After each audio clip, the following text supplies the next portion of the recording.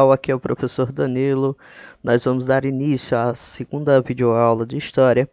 Hoje eu gostaria que todos já estivessem com a atividade respondida para apenas tirarmos as dúvidas, beleza? Na questão 1, nós temos o seguinte: o que foi o crescente fértil? Que é o início da aula anterior. Sobre o crescente fértil, nós podemos dizer o seguinte, pessoal: região em forma crescente, de grande fertilidade, graças à existência dos rios Tigre, Eufrates, Jordão e Nilo, como aparece aí no mapa, garantindo a sedentarização de pequenos povos que mais tarde iriam formar as primeiras civilizações do mundo antigo. Só isso daí. A maioria das vezes, quando nós nos referimos ao conceito de crescente fértil, eu quero que vocês acabem abordando o lugar, a questão geográfica e a sua importância em relação a essas civilizações do mundo antigo. A questão 2 acaba sendo até mais fácil. Com suas palavras, explique o que foram as chamadas civilizações hidráulicas. E aí? Hidráulica vem de água. Água lembra chuva. Chuva lembra o que, pessoal? Rios.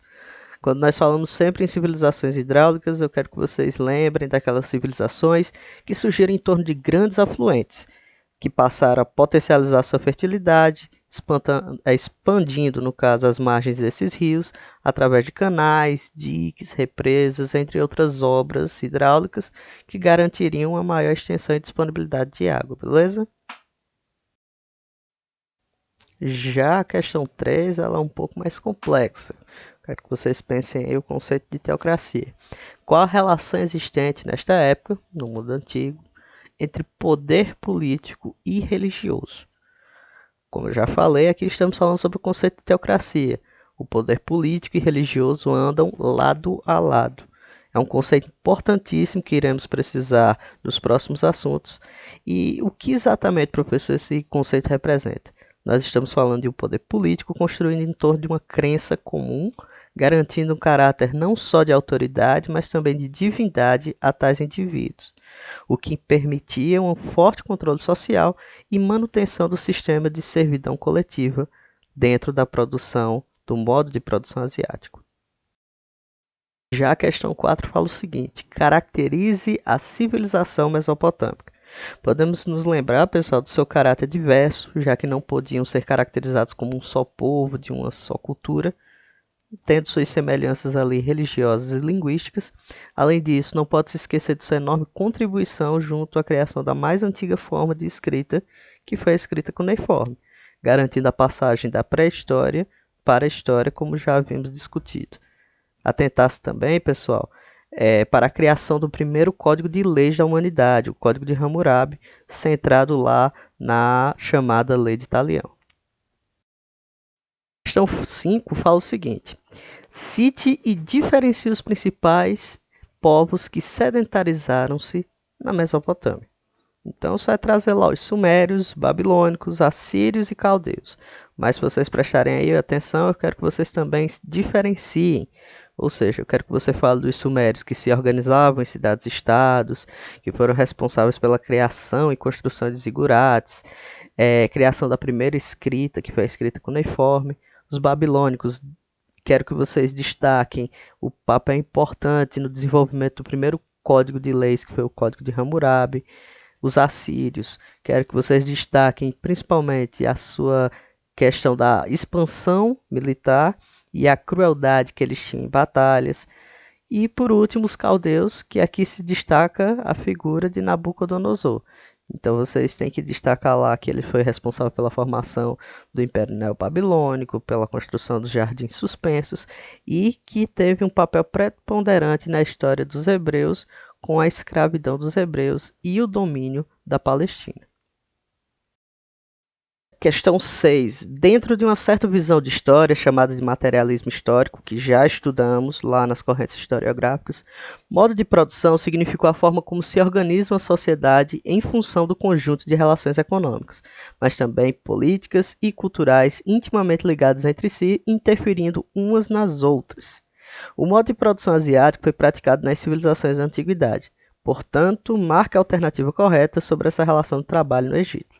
Então, que é que a questão está falando, pessoal? Modo de produção asiático. Aqui nós estamos falando sobre um modo de produção baseado na agricultura, tendo como principal fonte de riqueza, sendo a terra pertencente ao Estado, onde a servidão é coletiva, é vista como a principal mão de obra aos servos e camponeses, respondendo através da cobrança de impostos pelo uso da terra, ou então pelo uso de estruturas como canais e ferramentas e poços e armazéns. Além disso, eles também eram importantíssimos na hora das construções e obras públicas. Então, quem construiu os canais, quem que construiu as pirâmides? Nós estamos falando de servidão coletiva. Então, a única alternativa correta que poderia ter aí seria a letra A. Foi um modelo também encontrado na Mesopotâmia e consistiu numa prática de trabalho pautado na servidão coletiva, em que indivíduos exploravam a terra como membros da comunidade e serviam ao Estado, que era o maior proprietário de riquezas.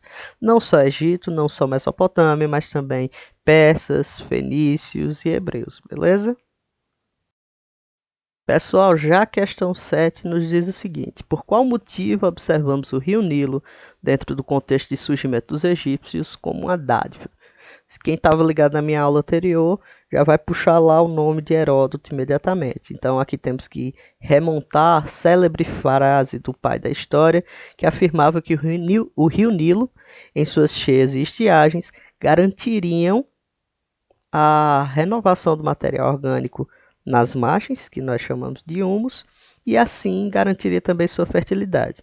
Essa fertilidade foi o que possibilitou a disponibilidade de alimentos, a prática da atividade agrícola e, consequentemente, a sedentarização dos egípcios lá naquela região do nordeste da África. Pessoal, a questão 8 é bem simples, mas também é um pouco delicada. Caracterize a sociedade egípcia. Para responder tal questão, devemos nos lembrar da profunda estratificação social que existia naquela época, que era guiada pela teocracia, onde se destacava o faraó como autoridade política e religiosa.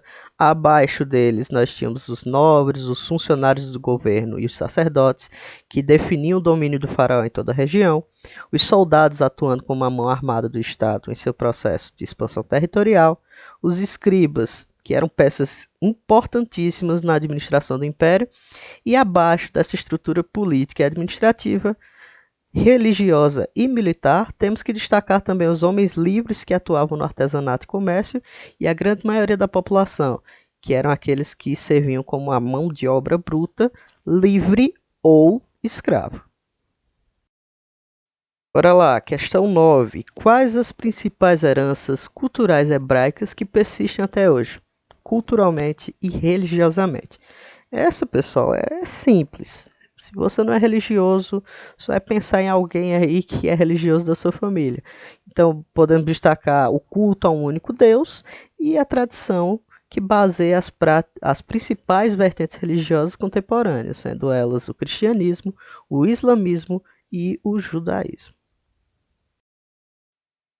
E aí, por último, nós temos a questão 10. Produz um pequeno parágrafo comentando o desenvolvimento da civilização e do Império Persa. Bem, acho que os grandes aspectos que a gente tem que centrar é o seguinte, pessoal. É só lembrar sobre as práticas expansionistas, sobre o forte militarismo e na apropriação das culturas dominadas, o que auxiliou na diversificação cultural da Pérsia. É algo que mais tarde vai ser englobado, vai ser incluído, inclusive pelos macedônicos, sobre a liderança de Alexandre o Grande. Tanto os persas quanto os macedônicos, eles dominavam a região, mas não iniciavam um processo de aculturação, ou seja, de impor a sua cultura ao dominado. Mas muito pelo contrário, eles acabavam agregando essa nova cultura e ampliando a diversidade cultural desses impérios. Beleza? Então é isso, pessoal. Por hoje é só, pelo menos por essa videoaula. Então, qualquer dúvida que vocês ainda tiverem, qualquer dúvida que persistir aí sobre a atividade, deixe nos comentários para o professor estar respondendo aí, para estar dialogando com vocês.